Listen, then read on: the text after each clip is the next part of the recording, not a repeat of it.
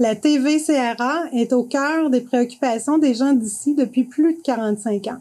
C'est donc un honneur pour moi de soutenir et de contribuer à l'essor de la télévision communautaire de la région des Appalaches. Bon visionnement.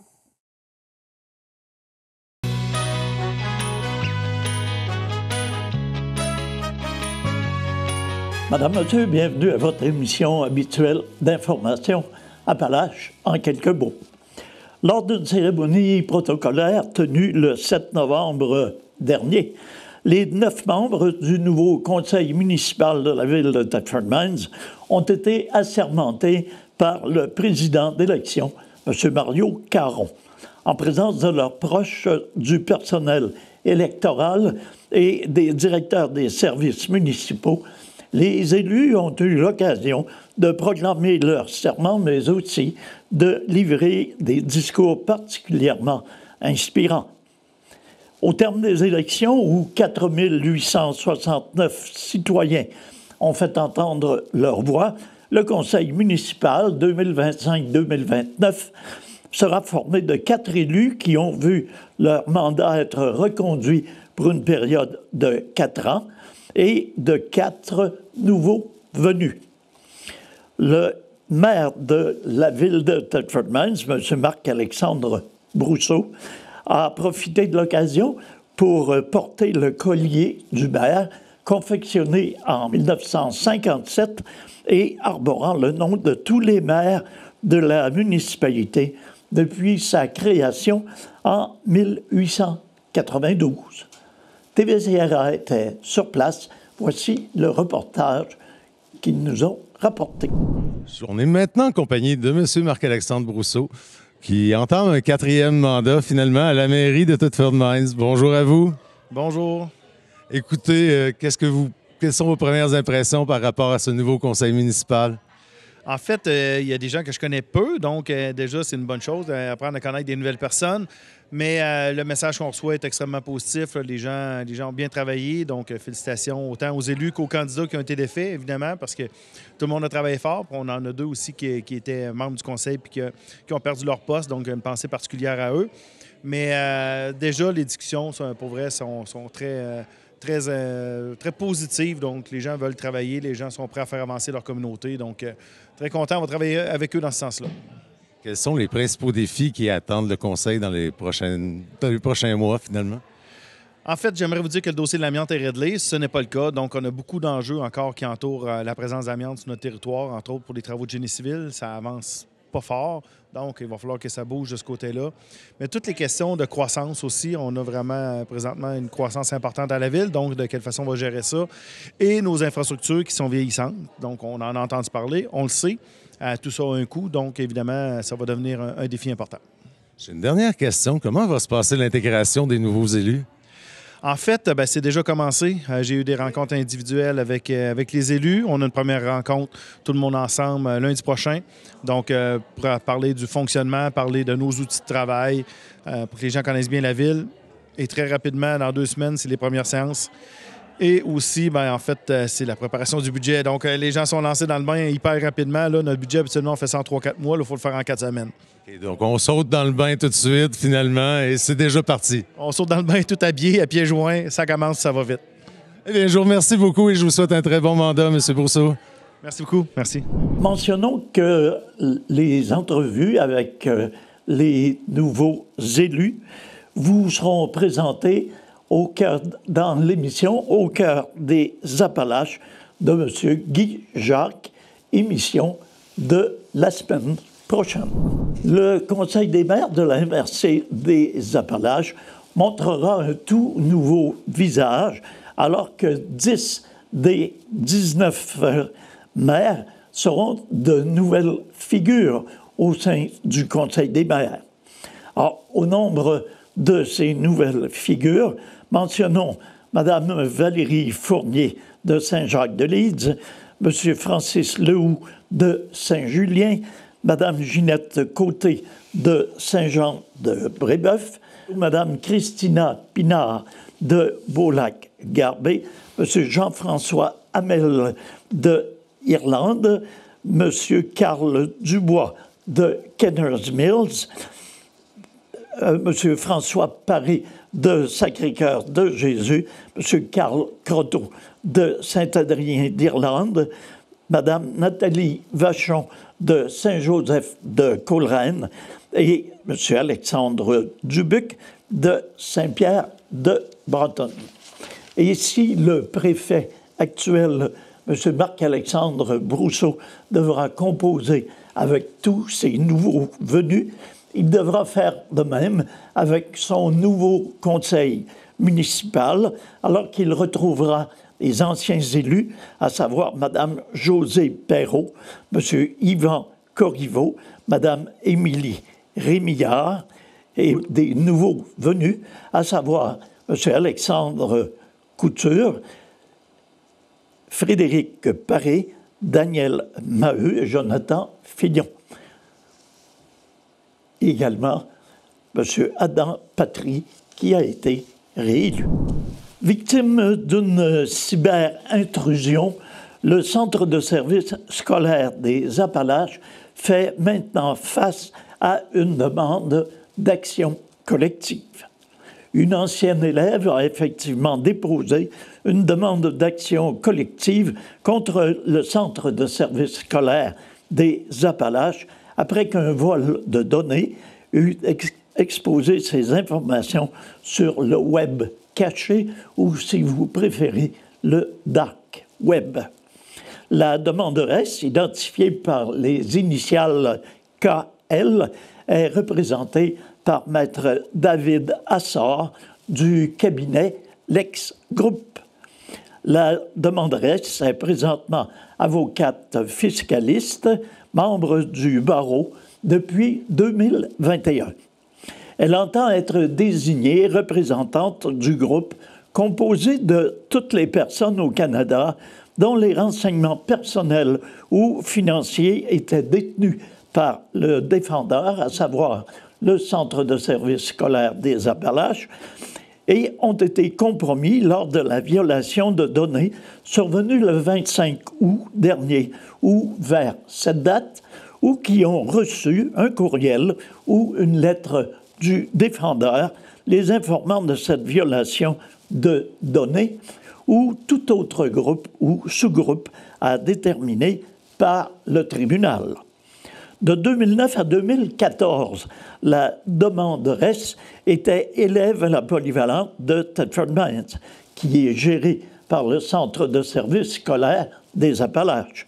En 2012, la demanderesse a participé à un voyage scolaire en Europe pour lequel elle a dû fournir une copie de son passeport à l'établissement.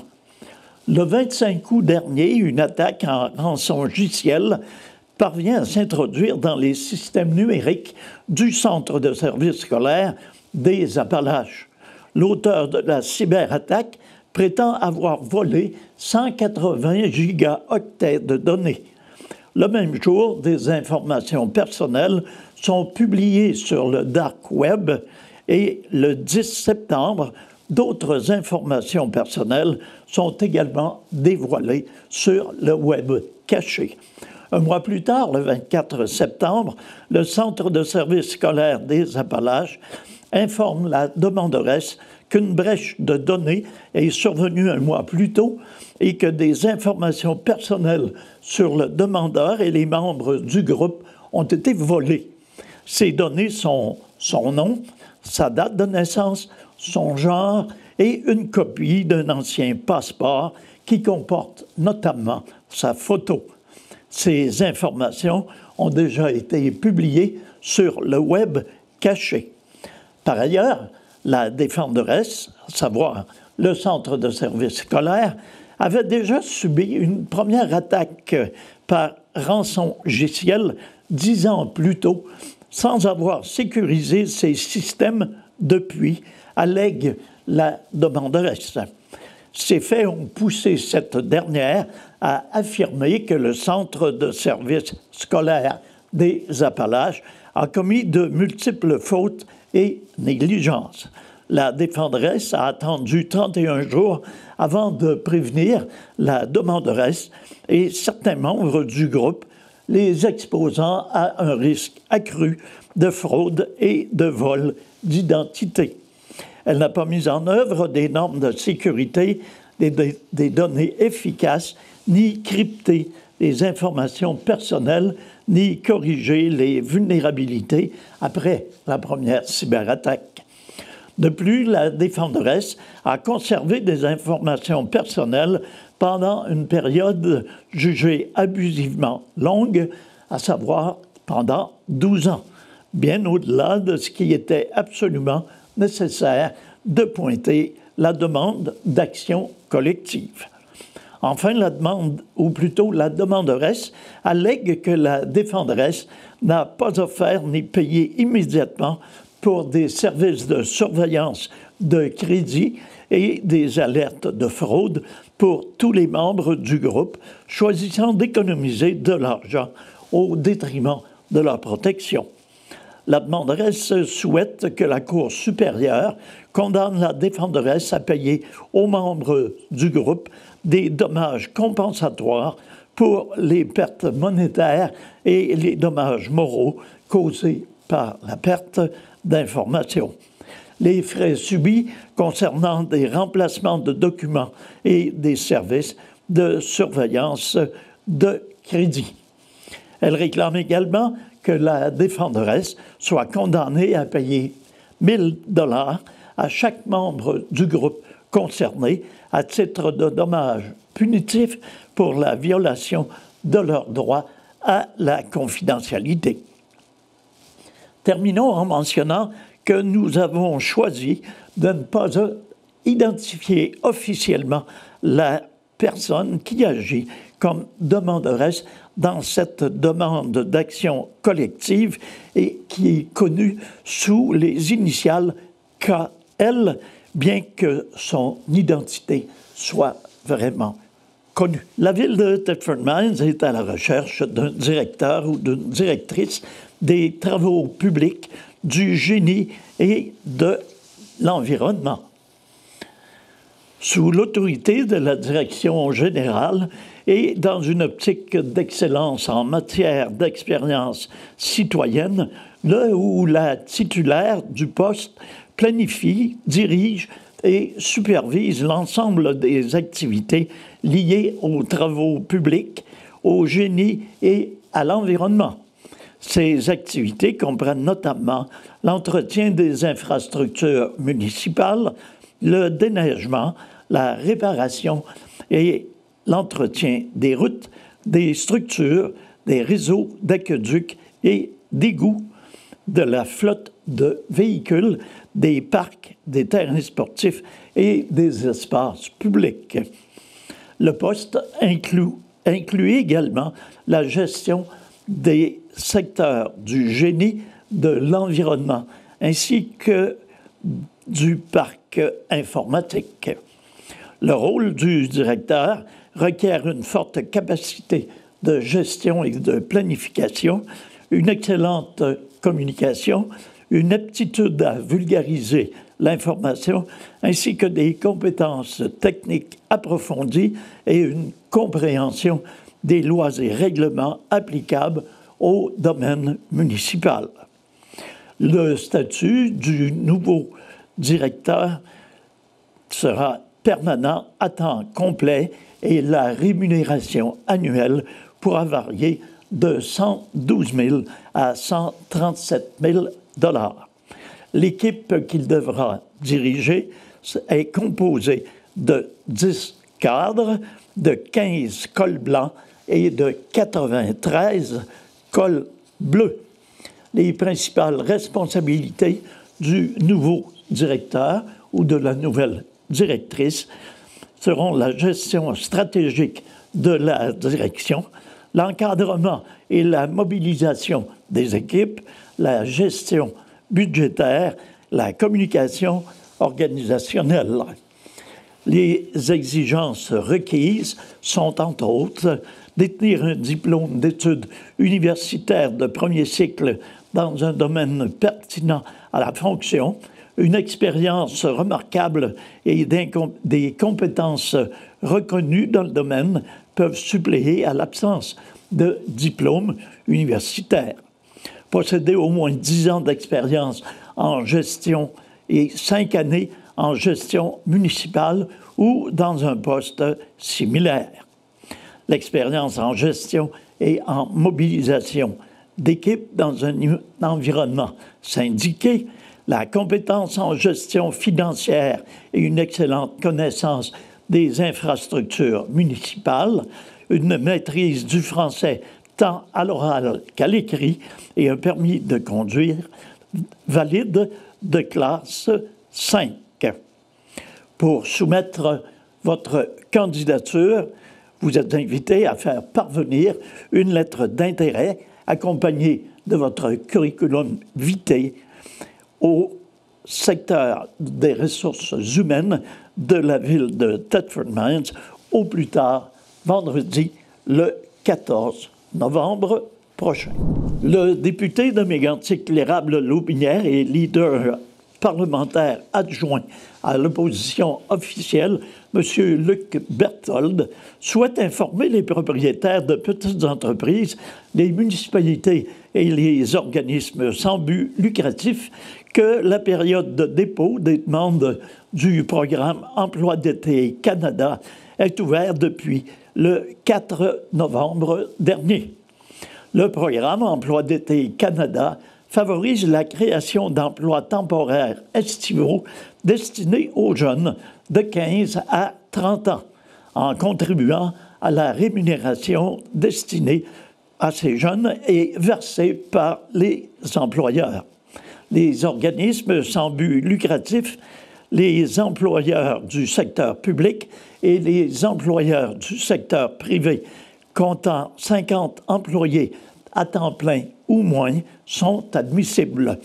Les demandes doivent être soumises auprès d'Emploi et Développement social Canada d'ici le 11 décembre prochain.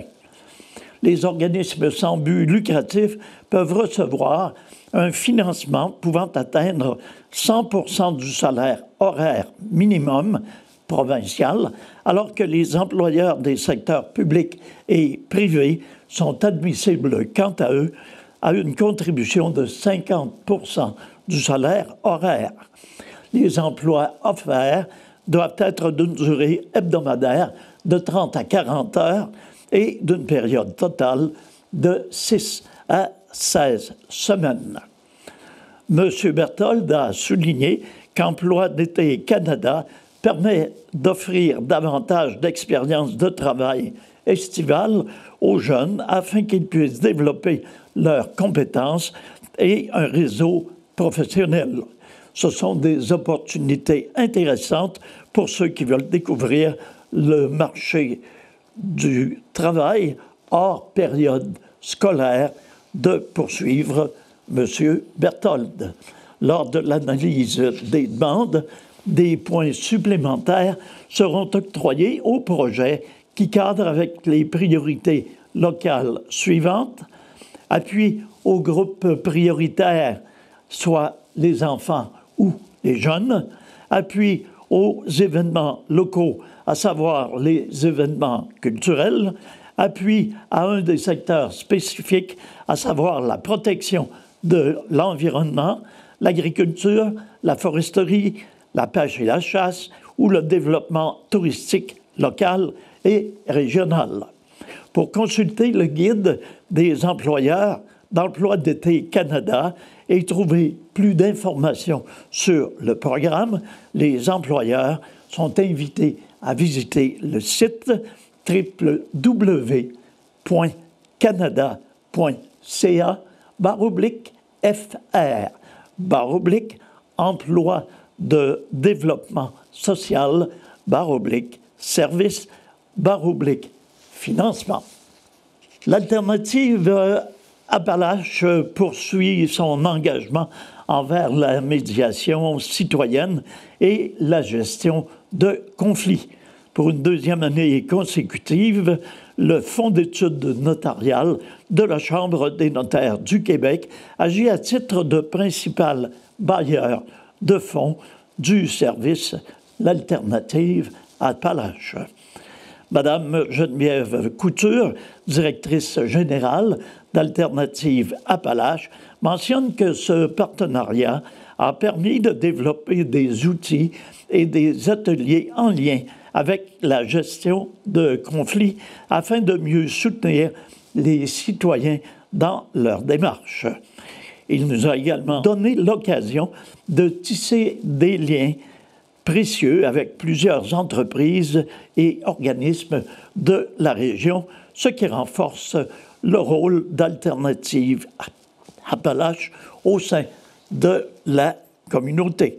La médiation citoyenne demeure au cœur de la mission de l'organisme.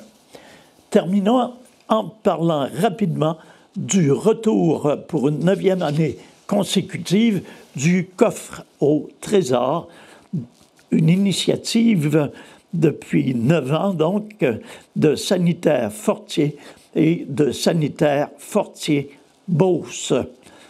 Cette initiative se déroule depuis le 4 novembre dernier et ce jusqu'au 8 décembre prochain, alors que des conteneurs ont été installés chez Sanitaire Fortier de Thetford et Sanitaire Fortier Beauce de Saint-Georges-de-Beauce. Nous en reparlerons la semaine prochaine. Alors voilà, c'est ce qui met un terme à notre émission d'information pour cette semaine. C'est Nelson Fecteau qui vous remercie d'avoir été des nôtres. Je vous invite la semaine prochaine à être à l'écoute de cette émission. Entre-temps, passez une excellente semaine. À tous et à toutes, une excellente santé. Prenez soin de vous et prenez soin des vôtres.